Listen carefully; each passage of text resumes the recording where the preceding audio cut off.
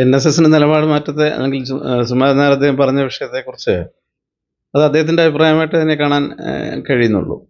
രണ്ടാമത് ശബരിമലയുമായി ഈ ബന്ധപ്പെട്ട വിഷയങ്ങളിൽ അഭിപ്രായം പറയുമ്പോൾ ഇത് ഒരുപാട് ഭക്തജനങ്ങളുള്ള ഒരു സമൂഹമല്ലേ. അതിപ്പം NSSൻ്റെതായാലും SNDPയുടേതായാലും ഭക്തജന സമൂഹത്തിൻ്റെ അഭിപ്രായമായിട്ട് കരുതാൻ കരുതുന്നത് വളരെ ശ്രദ്ധിക്കേണ്ടതുണ്ട്. പിന്നെ രണ്ടാമത് എന്താണ് അദ്ദേഹം അങ്ങനെ പറഞ്ഞൊരു നിലപാടെന്ന് പിടികിട്ടുന്നില്ല. നമ്മളെ സംബന്ധിച്ചിടത്തോളം ആ നിലപാടിന് അത് അദ്ദേഹത്തിൻ്റെ അഭിപ്രായം മാത്രമായിട്ടേ കാണാൻ കഴിയുന്നുള്ളൂ.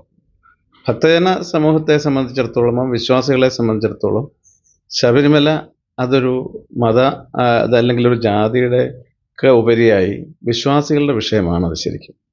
അപ്പോൾ ആ വിശ്വാസികൾ എല്ലാ ജാതിയിലും ഉണ്ട്. അപ്പോൾ അത് അദ്ദേഹത്തിൻ്റെ നിലപാട് അദ്ദേഹം പറഞ്ഞതായിട്ട് നമുക്ക് കാണാൻ കഴിയുന്നുള്ളൂ ശരിക്കും. വ്യക്തിപരമായിട്ടും ഒക്കെ അതിനെ കാണേണ്ടി വരും. കാരണം അനവധി ആൾക്കാർ ഇതിൻ്റെ ഈ വിഷയത്തിൽ സർക്കാർ ചെയ്ത വിഷയമാണല്ലോ ഈ ചോദ്യം. സർക്കാർ സംഗമത്തെക്കുറിച്ചാണല്ലോ ഈ ചോദിക്കുന്നത്.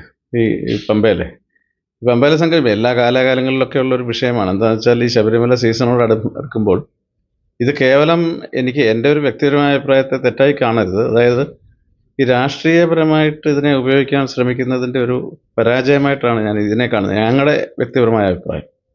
NSS ജനറൽ സെക്രട്ടറി പറഞ്ഞത് അദ്ദേഹത്തിൻ്റെ അഭിപ്രായം.